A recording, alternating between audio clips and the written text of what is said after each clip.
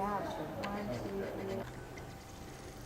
All right, everyone. Hi, how are you doing today? I just want to start and tell you my name is Jessica Rogers, for those of you who don't know me.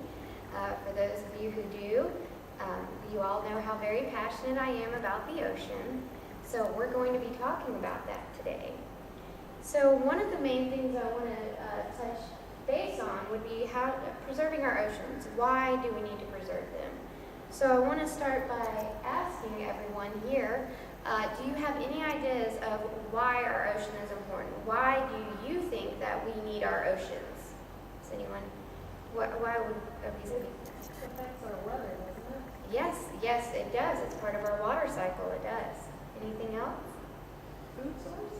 Yes, very big food source. Yes. Employment. Yes.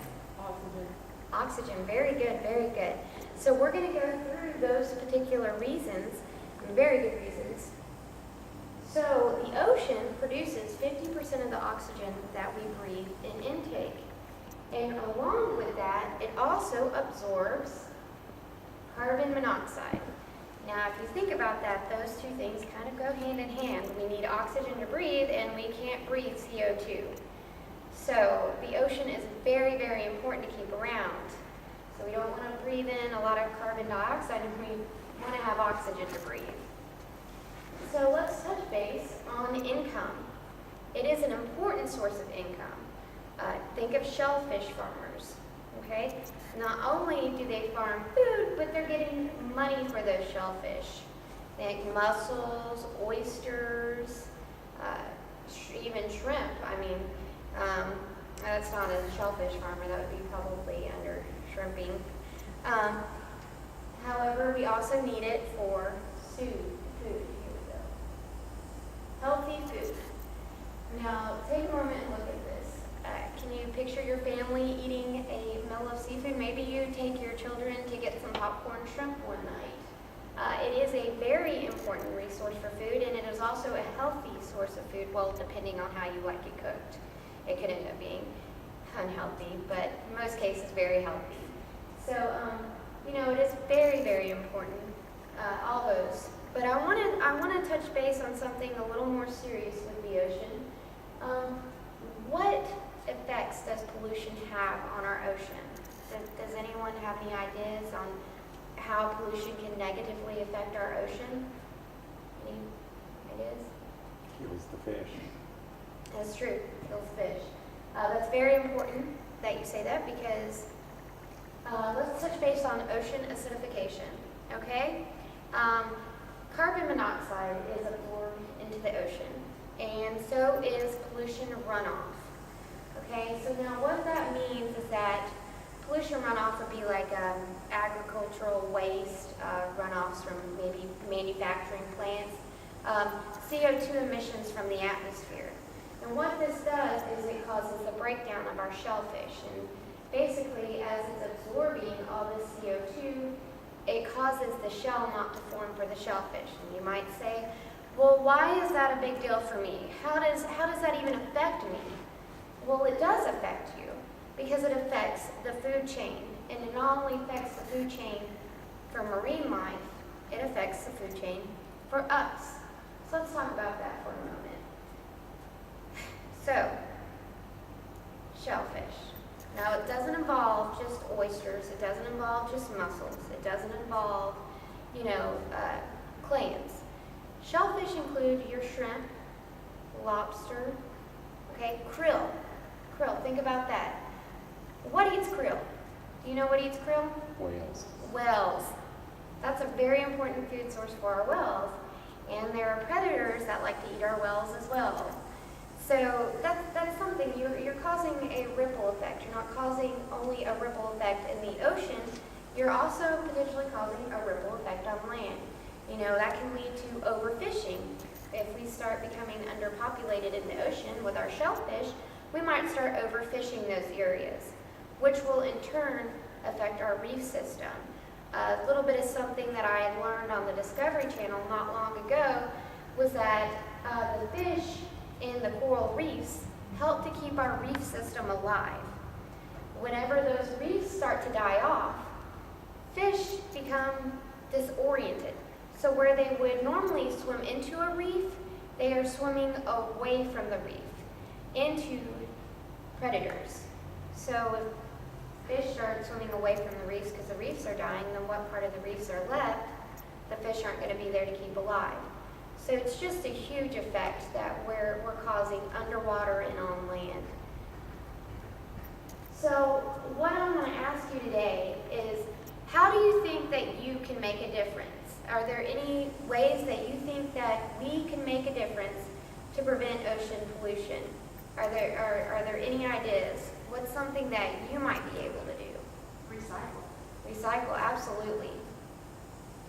The Woody Beach, make sure we pick up all of our trash. Absolutely. I mean, plastic bottles, I mean, are a big cause of ocean trash. That's very good. Anything else? More the control over manufacturing companies that have dumpage and improper Right, dumping. pollution regulation. Yes, very, very, very important things. So let's talk about that for a moment. So, have you ever heard the phrase going green? Going green? Yeah? Okay, well that's very important. It's a very, very important term. What that means is being more energy efficient. Being more energy efficient reduces pollution. So, a hybrid or an electric car would be a good way to help. However, those can be somewhat pricey. So if you can't start there, then start small. Start with your home. Make your home more energy efficient. I mean, change out your light bulbs. You know, that starting small.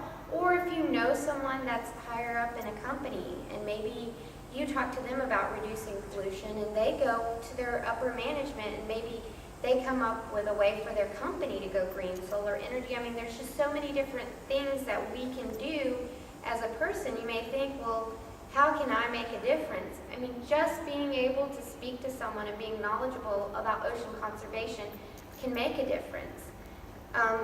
Like you said, trash, ocean trash, recycling, okay? So, as you can see up here in this picture, this is all trash that's on this beach. That's something we can prevent. That's something we left there. That's something that not only pollutes the ocean, but it endangers the wildlife within the ocean. Plastic, I guess, connectors for like your Coke cans and whatnot. I can't tell you how many animals get caught up in that, not only from birds to seals. It can injure them. Fishing nets that get lost off of boats. Marine life get tangled up in those and they die a lot of times. And so that's not good. That affects the ocean negatively as well. And last but not least, cleanup, ocean cleanup. Now there are several organizations that help with ocean cleanup. One of the largest is called the International Coastal Cleanup. They are the largest volunteer group. So how can you help with that? Well, what you can do is, if you're going on a week-long vacation to the beach, why don't you look in that community and see if there's going to be any volunteer groups down there doing ocean cleanup, trash day.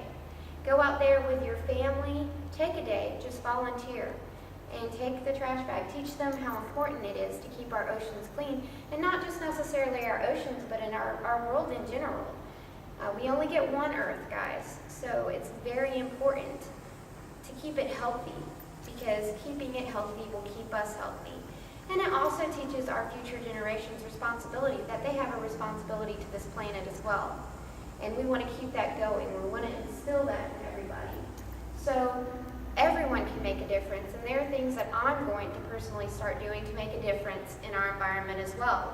One of those things that I'm starting is recycling.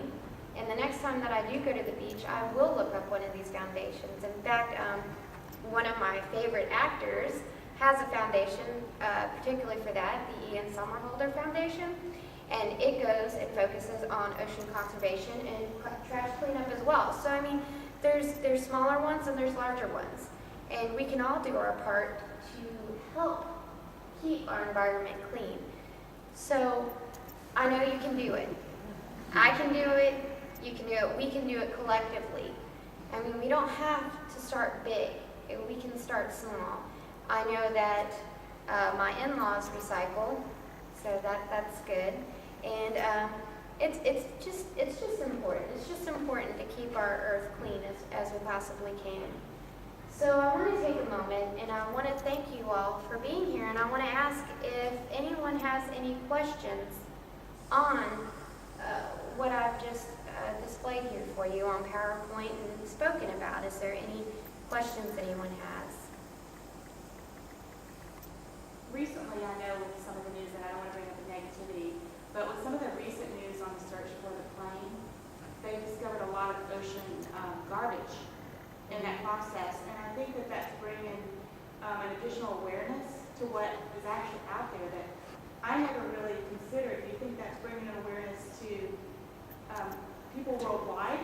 Because this is a Absolutely. worldwide- I mean, this is trash piles that are showing up on satellite imagery. They're going out and thinking they're finding debris from a plane, and they're finding debris from trash. And there's actually areas in the Pacific that's labeled on ocean maps. If you were to research more into it, there's a Pacific, Western Ocean trash pile and whatnot. It's very extreme. I mean, they're all throughout the ocean, just huge, large amounts of trash full of plastic bottles, fish nets, I mean, you name it, it's floating out there. There's toothbrushes, you know, maybe stuff falling off cruise ships, people on cruises just throwing their trash out there. That's another thing, we're dumping all sorts of stuff off cruise ships. I mean, it can be ridiculous sometimes, the amount of waste that we throw around or throw out into the ocean. So absolutely, very, very good point. Another example I was thinking of is my father owns a restaurant, okay? We were talking about food resources. It's a healthy resource for food. He makes a wonderful lobster bisque at Empson's Deli, and every Friday. However, if we lose our shellfish, which would be our scallops, our shrimp, our lobster, and our crab, which are essential to the bisque, we would not be able to provide that anymore for our customers. So not only is it now affecting the shellfish farmer's income, but it's also affecting our income as a business, which is not good. So you got to think, okay, well, it affects the shellfish farmer. Well, actually, it affects the restaurant owners as well, who provide shellfish in their restaurant, which, you know, wouldn't be good for anybody. That can really have a negative impact on the economy. And for restaurants, I mean, think about not having any more seafood restaurants. I mean, from fast food to you know, Joe's Crab Shack. There's a lot of great dishes. I know I like some dishes at Carrabba's that have shellfish in it, so it's very important that we keep our ocean healthy, because I know I don't want to go without shrimp, crab, or lobster, and I'm sure the marine life doesn't want to go without their food source either. So, yeah. You also have to think about the supplement of crowfish. When you think about those kind of things, the supplements that you have for people's health. Yeah, that's true. Very true. The beach, the tourist industry.